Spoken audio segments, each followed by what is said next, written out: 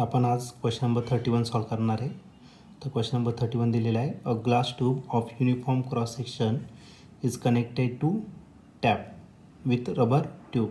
तर रबर ट्यूबने काय करायचं आपल्याला, एक टॅपला आपल्याला ग्लास ट्यूब कनेक्ट करायचं आहे. The tap is open slowly. सुरुवातीला काय करायचं, टॅप स्लोली ओपन करायचं. Initially the flow of water in the tube is streamline. तो जो फ्लो ऑफ वॉटर आहे तो कसा राहील, तर streamline. The speed of flow of water to convert it in to turbulent is. तर असं कोणतं स्पीड असेल की त्या स्ट्रीमलाईनचं कन्वर्जन टर्बुलंटमध्ये होणार. मग त्या स्पीडला आपण काय म्हणत असतो, क्रिटिकल वेलॉसिटी. तर आपल्या क्रिटिकल वेलॉसिटी या ठिकाणी फाइंड करायचं आहे. गिवन दिलेलं आहे, radius of the tube is 1 centimetre. Eta means coefficient of viscosity 1 × 10⁻³ newton second per metre square. तो सेकंद थोडा मोठा पाहिजे होता. ओके. आर एन दिलेला आहे तुम्हाला, रेनॉल्ड्स नंबर, आणि रेनॉल्ड्स नंबर दिला आहे 2500 आणि डेन्सिटी ऑफ वॉटर 10⁻³ kg/m³. तर हा क्वेश्चन 2021ला आलेला होता. आणि याचे 4 ऑप्शनपैकी पहिले जे ऑप्शन आहे A 0.15 metre per second, B option जे आहे ते 0.125 metre per second, C option जे आहे 0.3 मीटर पर सेकंद, आणि लास्ट डी ऑप्शन जे आहे ते 0.2 मीटर पर सेकंद. तर या 4 क्वेश्चनपैकी नेमकं कोणतं आन्सर आपल्या या क्वेश्चनचा असेल तर ते आपण चेक करूया आणि बघूया. तर या क्वेश्चनमध्ये आपल्याला एक ग्लास ट्यूब दिलेला आहे, त्याचा युनिफॉर्म क्रॉस सेक्शन आहे आणि तो एका टॅपला कनेक्ट करायचा आहे. आता टॅप आपण स्लोली ओपन करायचा आहे, जेणेकरून सुरुवातीचा जो स्पीड आहे, वॉटर जे फ्लो होणार आहे ते फ्लो स्ट्रीमलाईन राहील, म्हणजे कॉन्स्टंट फ्लो राहील. नंतर आपल्याला काय करायचं आहे, टॅपचा स्पीड म्हणजे फ्लो काय करायचं, वाढवायचं वॉटरचा, जेणेकरून या स्ट्रीमलाईनचं फ्लोचं कन्वर्जन कशामध्ये होणार, तर टर्बुलंटमध्ये होणार. ठीक आहे. तर या केसमध्ये तुम्हाला रेडियस दिलेली त्या ट्यूबची, आणि ती रेडियस जी आहे ती किती, तर 1 सेंटीमीटर. रेडियस कशा डिपेंड करणार, तर लेटर आरने रिप्रेझेंट करणार, तो आहे 1 सेंटीमीटर. तर या सेंटीमीटरचं कन्वर्जन कशामध्ये करणार, मीटरमध्ये 10⁻² मीटर.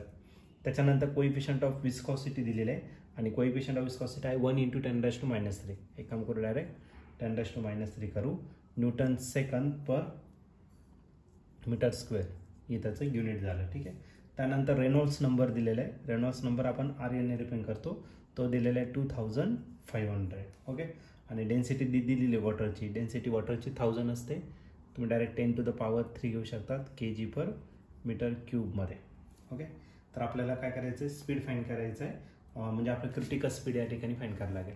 जर क्रिटिकल स्पीड जर घेतला तर क्रिटिकल स्पीड हा डायरेक्टली प्रोपोर्शन असतो कशावरती, कोएफिशियंट ऑफ विस्कोसिटीवरती, आणि इन्व्हर्सली असतो डेन्सिटीवरती आणि डायमीटर ऑफ द ट्यूब. डायमीटरने दिली रेडियस.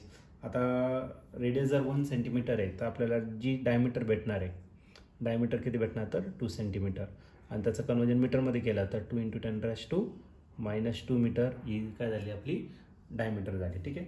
आणि ते कॉन्स्टंट घेतो आपण, ते कॉन्स्टंट असतो आपला रेनॉल्ड्स नंबर, तो कशा प्रकारे, आता आर एन इटा डिवाइडेड बाय काय झाला, ρ×d.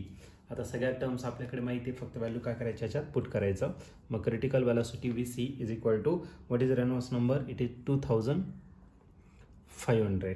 त्यानंतर coefficient of viscosity 10⁻³ total divided by density, density किती आहे 10⁻³ आणि डायमीटर जो दिलेला आहे तो किती आहे, तर 2 × 10⁻² -2 + 3 किती झाला 10⁻1.